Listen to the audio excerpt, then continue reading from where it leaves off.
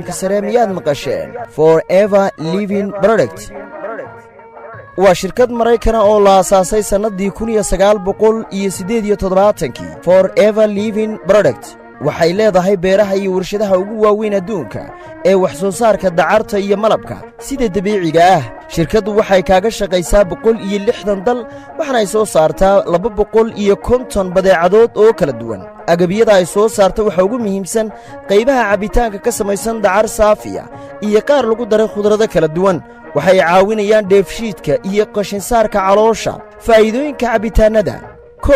calool istaaga gastriga iyo qashin saarka jirka oo dhan 2 lafa xanuunka dhabarka jilbaha iyo lafaha oo dhan 3 mid caruurta la siiyo oo ka caawiya dheefshiidka caloosha 4 waxa kale ay faa'iido u leedahay infectionka ku dhaca kaadimareenka iyo caado wareerka waxa kale oo Forever Living Product waxay ku keentay cunto caawiyayaal dabiici ah oo nafaqo leh iyo faytamiino jirka u baahan yahay waxaana laga sameeyay